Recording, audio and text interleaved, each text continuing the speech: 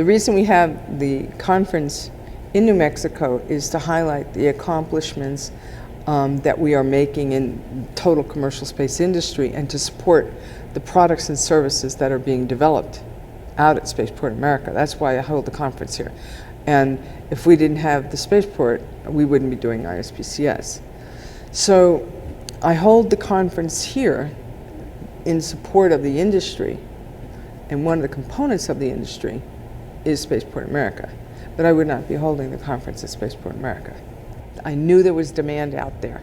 The second I started ISPCS, I knew. People stayed in the room all day long. They were really wanting to hear what we had to say. And Jeff Grayson was there at the first one. Eric Lindbergh was there at the first one. We had some stellar people. And over the years, the people who have gone on to establish these fabulous companies were there in the very beginning, day one. What have been some of your highlights throughout the years of doing the ISPCS? There have been many.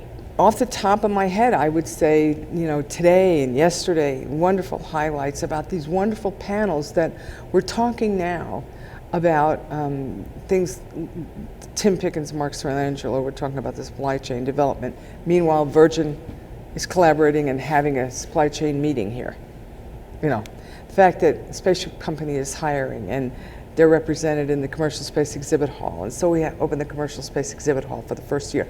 And what the X Prize Cup was meant to be was just exactly what we're doing now. And that is a place where some technologies that are being evolved can be demonstrated and tested. Now, you can't bring a rocket. Now, we did bring one rocket here last year, the rocket I used to go to space. But it's impractical to think that people are going to ship a rocket cross country to be at an expo for 5 days and then ship it back.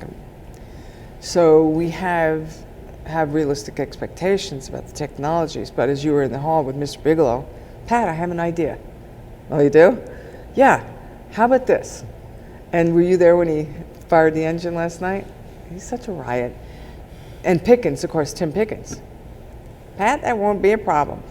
Tim, I don't want to melt anything. Oh, no, I cook hot dogs, and all right. So we did that. We lit this engine off. It's hydrogen peroxide, boom, we lit this off a number of times last night. Hundreds of people standing around, totally benign. It was great, and it's a demonstration of how this industry is evolving into benign fuels. So we're moving out of noxious fuels. We're moving into producing very clean technologies. So industry is moving in a wonderful direction. So those kinds of highlights.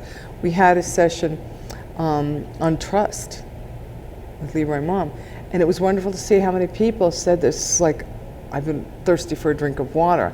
I need to understand, how am I going to forward dialogue with people where I know there's barriers and we have differences, and how do we talk about the differences without walking out of the room?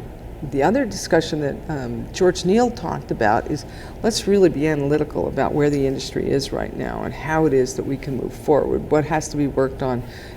So there's so many highlights come from planning like we do to grow the momentum for the day. And of course the gliding panel was, we glide up to a height and then we come down and then we go to dinner. So that was fun.